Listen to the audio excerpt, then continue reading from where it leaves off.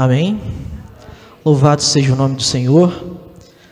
Primeiramente eu quero desejar a paz a todos vocês e dizer que é uma honra poder ministrar nessa noite.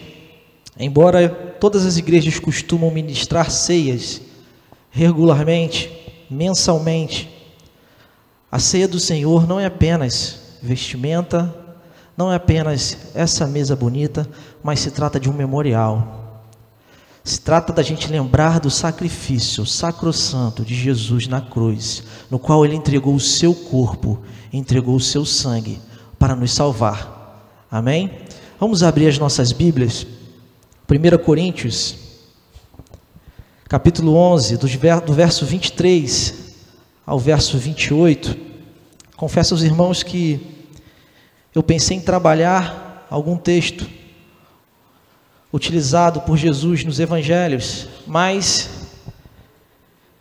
eu encontrei em Paulo, nessa carta aos Coríntios, algo mais similar a nós nos tempos de hoje, porque Paulo, ele não viveu diretamente com Jesus. Aquela igreja em Corinto também não viveu diretamente com Jesus.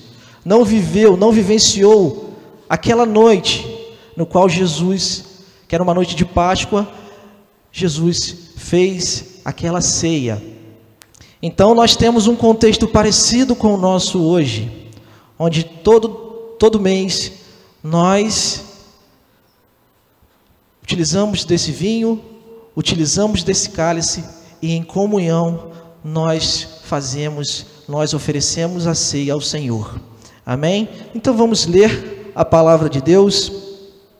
Diz assim o texto: pois recebi do Senhor o que também lhes entreguei, que o Senhor Jesus, na noite em que foi traído, tomou o pão e, tendo dado graças, partiu-o e disse: isto é o meu corpo, que é dado em favor de vocês.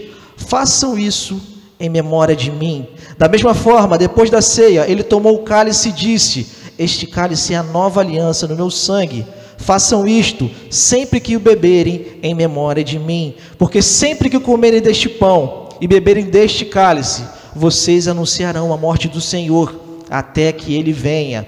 Portanto, todo aquele que comer o pão ou beber o cálice do Senhor indignamente será culpado de pecar contra o corpo e o sangue do Senhor. Examine-se o homem a si mesmo, e então coma o pão e beba do cálice. Vamos orar de novo? Senhor, mais uma vez queremos falar contigo, Pai. Queremos, Pai, te exaltar nessa noite. Queremos expor a tua palavra, Pai. Fala, Pai, através da tua palavra aos nossos corações. Que nessa noite possa ser uma noite, Pai, de conversão, uma noite de mudança de direção, mudanças de mente, Pai. Usa as nossas vidas, Pai, para que o Senhor possa fazer coisas diferentes em cada coração aqui. Que possamos sair daqui glorificando o Senhor, em nome de Jesus. Louvado seja o nosso Deus. Então nós vamos trabalhar nessa noite esse texto. Vou pedir para vocês não fecharem as suas Bíblias. Vamos trabalhar, como de costume, verso a verso, dizer o que Paulo estava querendo falar àquela igreja, qual era aquele contexto que ele vivia ali naquele período. Primeiramente, a gente tem que entender que a ceia do Senhor, alguns chamam de Santa Ceia, mas a ceia do Senhor representa o sacrifício de Jesus na cruz. Alguém tem dúvida disso? Jesus tomou a ceia, mandou nós tomarmos a ceia para lembrar o que Ele fez conosco, por nós, na verdade. É fácil esquecer, porque nós somos humanos, e por isso Jesus vai dizer: façam isso sempre em memória de mim, até que eu venha. Eu fico imaginando Jesus naquele contexto ali, falando com aqueles apóstolos, e aqueles apóstolos não entendendo nada. Como assim? Você está comigo aqui, e você está falando para a gente realizar essa ceia sempre, para lembrar de você até que você venha. Para onde você vai? E Jesus naquele momento ali, ele está falando do futuro. Por isso que eu quis trazer esse texto de Paulo, porque o fato já tinha acontecido, e Paulo estava ali com a igreja. explicando exatamente as palavras que Jesus tinha dito aos apóstolos. A ceia precisa ser realizada, irmãos, observando o seu significado e a sua significância no reino de Deus. Esse momento precisa para a gente ser um momento de arrependimento, ser um momento de reflexão, ser um momento de confissão, ser um momento de quebrantamento. Você não deve chegar apenas aqui nesse local, tomar o vinho, tomar o pão, achar que está tudo bem, achar que está tudo legal, mas não é isso que o texto ensina. Eu vou falar com os irmãos aqui 5 lados que devemos olhar nesse momento de ceia. 5. Contem aí os 5 lados que vocês precisam olhar para tomar a ceia do Senhor. Primeiramente, a gente tem que entender por que Paulo escreveu isso àquela igreja. E é exatamente o contexto que vivemos hoje. Se você for olhar o verso 17, um pouco antes do que nós lemos, aquela igreja ela não se ajuntava para o melhor. Paulo estava dizendo que aquela igreja se ajuntava para o pior. E aquela igreja tinha recebido de Deus, tinha recebido a palavra pregada, ministrada por Apolo, ministrada por Paulo, e aquela igreja sabia o que representava o Evangelho. E Paulo vai dizer que eles se ajuntavam não para o melhor, mas sim para o pior. E muitas das vezes nós fazemos isso. E correndo pelo verso 18, Paulo estava dizendo que não havia harmonia entre eles. Vocês podem ler aí na sua Bíblia, enquanto eu falo. Se não existe harmonia dentro da casa de Deus, dentro da igreja de Deus, dentro do corpo que se diz pertencente a Cristo, não há como ceiar.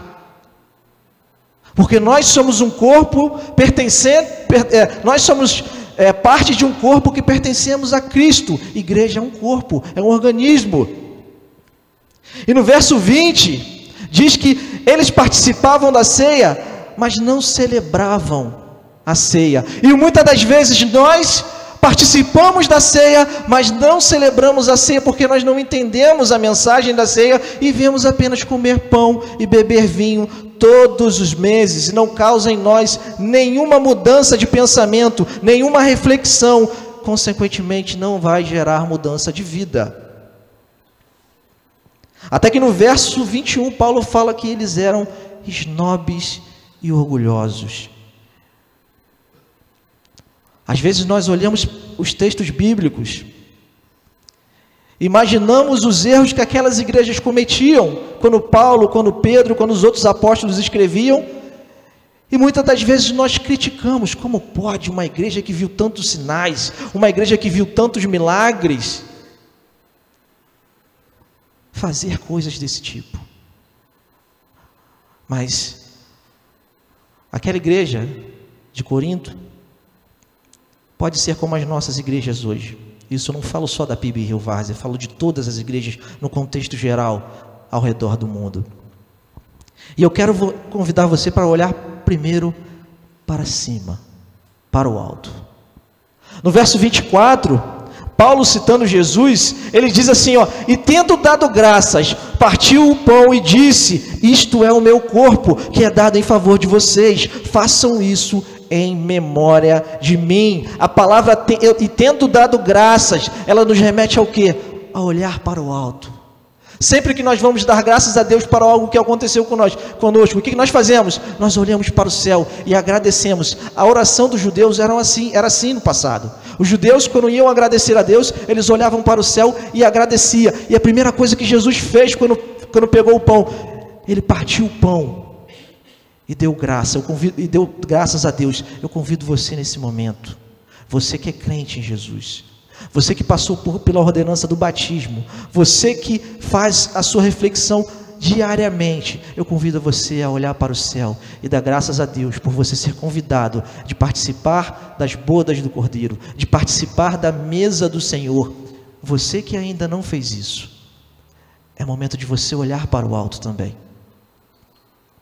Amém? Faça isso em pensamento, senão vai ficar todo mundo olhando para o céu, mas pensa agora, olha para o alto, dê graças a Deus. Sempre que olhamos para o Pai, nós estamos mostrando a nossa gratidão a Ele que nos salvou. Quando eu olho essa mesa, eu dou graças a Ele, dou graças ao meu Deus, porque Ele me salvou. Nós lemos aqui em Efésios, quando nós ainda éramos merecedores da ira, Ele nos salvou, Ele nos livrou, Ele nos tirou do pecado, tirou as correntes que nos prendiam, Ele nos salvou, meus queridos. E essa é a reflexão, devemos sempre olhar para o céu. Jesus, nesse verso 24, Paulo vai citá-lo novamente, e Jesus fala: isto é o meu corpo, citando o pão. Cristo entregou o seu corpo em favor de mim, em favor de você, de nós que cremos em Jesus. Ele entregou o seu próprio corpo. E você, o que você tem feito? Foi no corpo de Cristo que o nosso pecado foi lançado. Foi no corpo de Cristo que a humanidade, que Jesus tirou o pecado da humanidade, tirou o pecado do homem. Foi no corpo dele. Ele levou sobre si os nossos pecados, ele levou sobre si as nossas transgressões, e essa deve ser a sua reflexão nessa noite. Jesus, em suas últimas palavras no Calvário, ele disse: está consumado. Todos os pecados ali foram carregados, todos os pecados para aqueles que creem no sacrifício de Jesus, aqueles que vão crer no sacrifício de Jesus.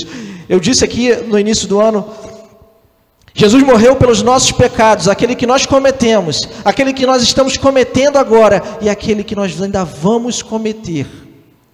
E por isso, mais uma vez, eu digo aos irmãos: olhem para o alto e agradeçam a Deus, agradeçam a Jesus, porque Ele morreu por nós, quando nós ainda éramos pecadores. E eu quero convidar os irmãos agora a olhar para trás, a olhar o seu passado, a olhar o que Jesus fez por você lá atrás. E Paulo vai citar no verso 25, da mesma forma, depois da ceia, ele tomou o cálice e disse: este cálice é a nova aliança no meu sangue, faça isto sempre que o beberem, em memória de mim. O cálice de Jesus representa o sangue do Calvário, o sangue que ele derramou para nos purificar, representa o preço que ele pagou pela sua igreja.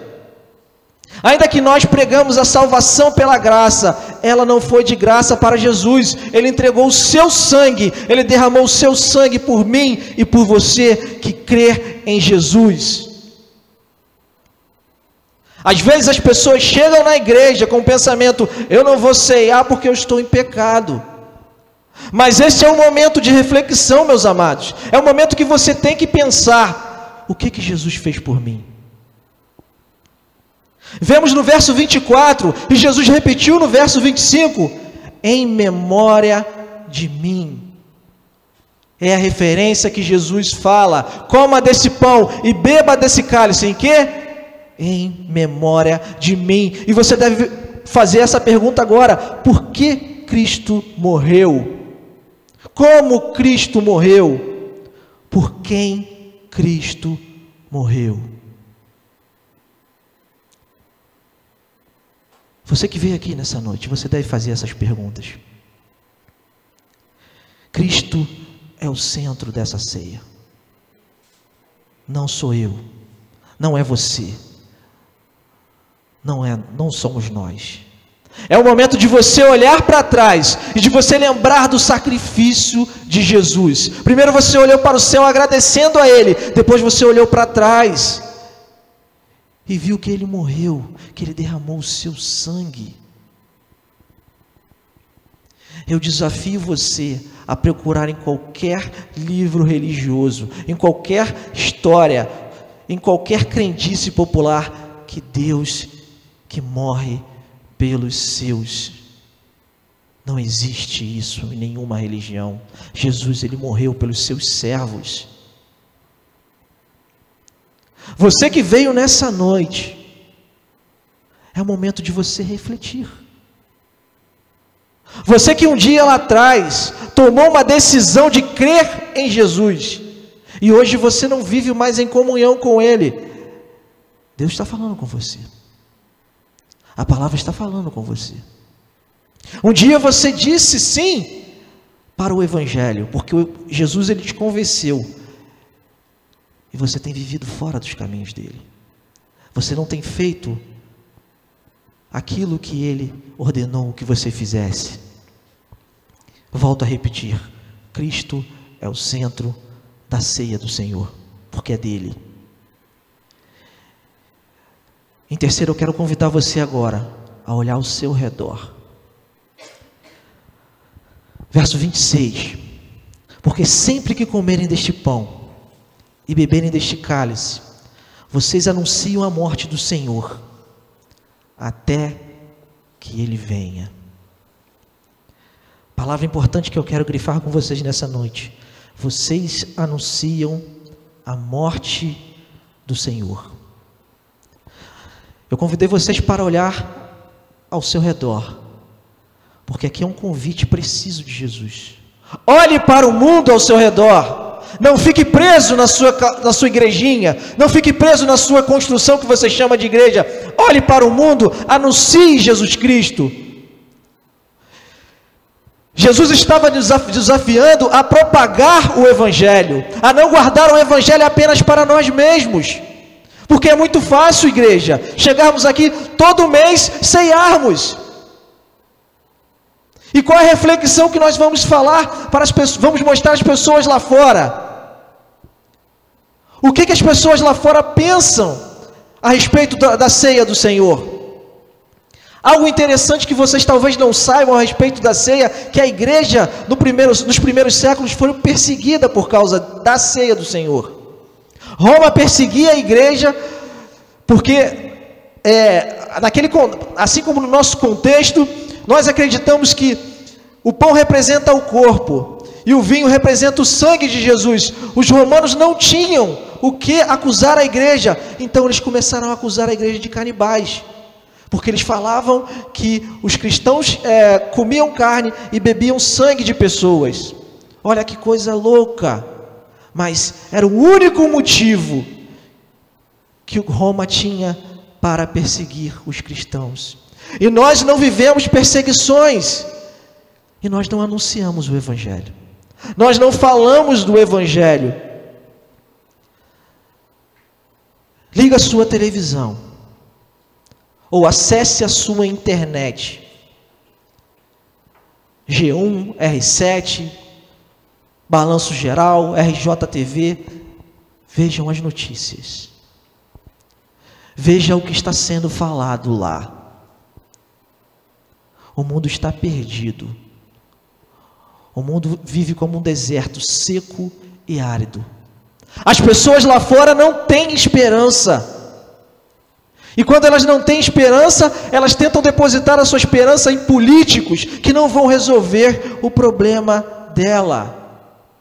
Se a política não resolver o problema do mundo, em nenhum momento da história vocês acham que vai resolver? E onde está a igreja?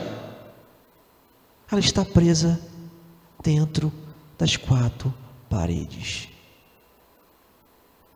E nesse momento de ceia, em que nós ceiamos todo mês, muitas das vezes tomamos por tomar e não fazemos as reflexões devidas. E Jesus nesse momento convida: anunciem a minha morte, anunciem a morte do Senhor, porque a minha morte é poderosa para dar vida, é poderosa para transformar desertos em rios que transbordam água viva.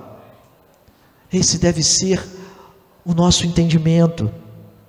Somente o Evangelho pode transformar as pessoas. E Paulo está dizendo aqui, repetindo as palavras do Senhor: anunciem a morte do Senhor. Eu convido vocês agora a olhar para frente.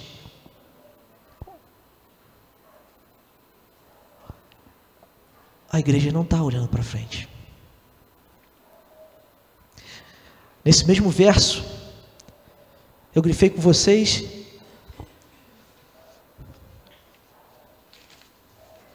anunciem a morte do Senhor, até que Ele venha. Jesus, Ele estava dizendo, anuncie a minha morte, até que eu venha e busque a sua igreja. Nós, como filhos e filhas do Deus vivo, nós temos que ter o desejo de completar a obra do nosso Mestre. E qual foi a obra que Jesus incumbiu à sua igreja? Alguém sabe? Vá e anuncie o Evangelho. A grande mensagem de Jesus: não podemos esquecer que o reino já é vindo. E muitas das vezes nós estamos dormindo. Nós estamos achando que nossos shows gospel é o suficiente para salvar. Esquecemos de pregar o Evangelho. Esquecemos de mencionar o significado da ceia. Por que Jesus mandou a igreja ceiar? Por que significa esse corpo para as nossas vidas? O que significa esse vinho para as nossas vidas? A grande verdade é que a igreja, ela se estabeleceu nesse mundo. A igreja esqueceu que Jesus vai voltar e vive como se Jesus não fosse voltar. E às vezes eu penso, nós ficamos tanto tempo pensando, nós temos que construir um grande templo. Eu fico pensando igual na transfiguração, quando Pedro, Tiago e João foram lá com Jesus, viram Elias e Moisés, qual foi a primeira coisa que Pedro mencionou? Vamos fazer tenda e vamos ficar por aqui. Porque mesmo nós sendo pecadores, mesmo muitas das vezes nós não entendendo o Evangelho, Jesus, Ele nos cerca de bênçãos. Jesus, Ele nos dá bênção. E sabe qual é o grande problema quando Jesus nos dá bênção? Não é um problema, mas o problema é o que nós fazemos com essa bênção. Nós seguramos a bênção para nós mesmos. E Jesus disse, pregue o Evangelho. Se Jesus te dá uma bênção e você não multiplica essa bênção, meu irmão, há algo de errado. Jesus ensinou a multiplicar. Como nós vamos multiplicar? Por isso que Jesus sempre falou, faça discípulos, propague o Evangelho, anuncie a minha morte, até que eu venha, até que o Senhor venha. Será que nós estamos preparados para fazer isso? Será que estamos preparados para fazer como o texto está dizendo? Como Paulo está citando? Com certeza Paulo consultou um dos evangélicos, porque ele não viveu aquele momento. A palavra, meus irmãos, ela é viva, ela é eficaz. Nós temos que anunciar a palavra, por isso que nós temos que viver olhando para frente também. Nós não podemos ficar olhando apenas para esse mundo. E o quinto local que nós devemos olhar, esse é mais sério. É o momento da gente fazer a reflexão, que teria que ser diária, mas muitas das vezes, só nesse momento que vamos refletir. Vocês lembram para onde nós olhamos? Olhamos para cima, olhamos para trás, olhamos ao redor, olhamos para frente. Agora é o momento de nós olharmos para dentro de nós mesmos. Você olhou para o céu, você olhou para trás, você olhou para ao redor, você olhou para frente. Agora é o momento de você olhar para dentro de você mesmo. E de você fazer uma profunda reflexão. Versos 27 e 28. Portanto, todo aquele que comer o pão, ou beber o cálice do Senhor indignamente, será culpado de pecar contra o corpo e o sangue do Senhor. Examine-se o homem a si mesmo, e então coma do pão e beba do cálice. O primeiro ponto que eu quero trabalhar com vocês nessa questão de nós olharmos para dentro. Comer e beber indignamente. Meus irmãos, olhar para si mesmo é difícil. Sabe por quê?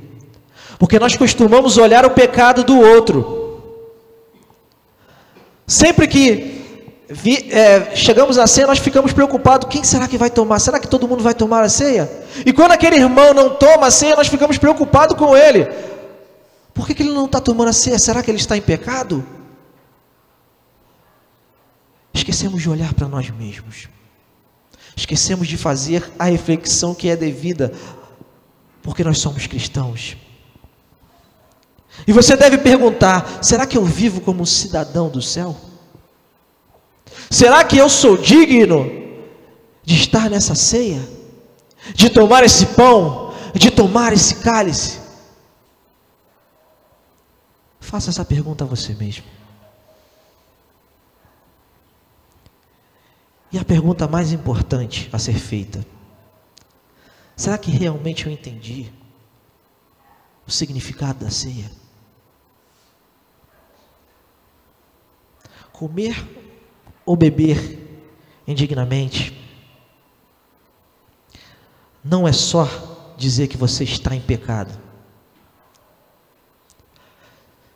Sabe por quê? Porque quando chega esse momento de ceia, depois de você ouvir a mensagem, depois de você ouvir as palavras que foram escritas, inspiradas pelo Espírito Santo, porque o Espírito Santo ele nos convence do quê? Da justiça e do juízo. Se nós formos trabalhar esse texto mais à frente, nós vamos ver por quê. Porque o pecado da justiça e do juízo. E quando você ouve a mensagem, o Espírito Santo te incomoda, e você não pede perdão pelos seus pecados, e você não vem à frente, não toma ceia, você está dizendo que o seu pecado é maior do que o sacrifício de Jesus por você. É isso que você está dizendo. Por isso que Paulo vai dizer, examine-se, Jesus disse, e Paulo repete, examine-se a si mesmo. Não é uma restrição exatamente, mas ele está dizendo, vá, peça perdão pelos seus pecados e se endireite, e reconheça que o sacrifício de Jesus é maior do que o seu pecado. Mas quando você vem, você entende a mensagem, e você não toma uma postura de mudança, você quer continuar vivendo no pecado, você está dizendo que o sacrifício de Jesus não valeu de nada para a sua vida, que você escolhe continuar vivendo no pecado, você escolhe continuar vivendo na imundícia, quando Jesus entregou a sua vida por você. Por isso essa questão é bem séria. Comer ou beber indignamente, e Jesus vai dizer, examine-se a si mesmo. O que será que Jesus queria dizer com isso? O que Jesus estava querendo dizer daqueles que são culpados pelo corpo e pelo sangue de Jesus? Porque Jesus morreu por você.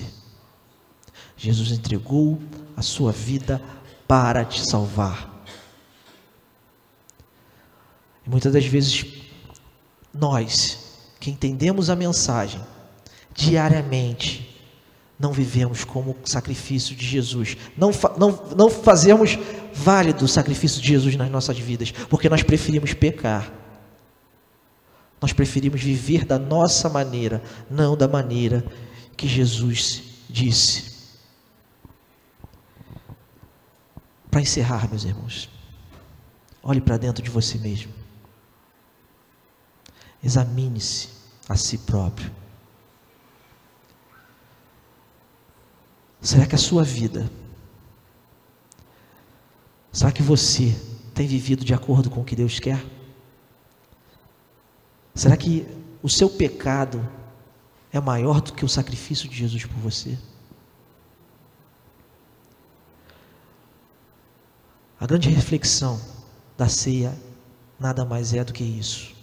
Você lembrar do sacrifício que Jesus fez por você. Por isso que Jesus enfatiza essas palavras. Faça isso, sei, anuncie a minha morte até que eu venha.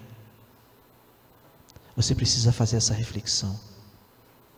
Eu quero orar com você nessa noite, o pastor vai dar prosseguimento. Feche seus olhos. Senhor, eu quero te agradecer, Pai, porque a sua palavra foi exposta, Pai. Eu te agradeço, Pai, porque não são minhas palavras, mas são palavras tuas, Pai. Porque o Senhor, Pai, na noite que foi traído, partiu o pão, deu graças, Pai, e falou para aqueles homens que eles pudessem, Pai, propagar a sua morte até que o Senhor viesse, Pai, viesse buscar a tua igreja, Pai. Quantos, Pai, têm vivido uma vida dissoluta, Pai?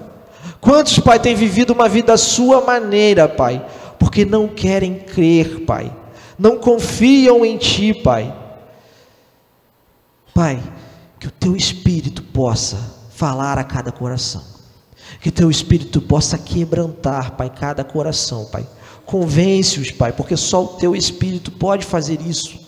Só o Teu Espírito Santo, Pai, pode tirar, Pai, o coração de pedra e pode colocar um coração novo de carne, Pai. Só o Teu Espírito nos convence, Pai. Só o Teu Espírito, Pai, pode fazer uma obra melhor nas nossas vidas, pode mudar as nossas mentes, Pai.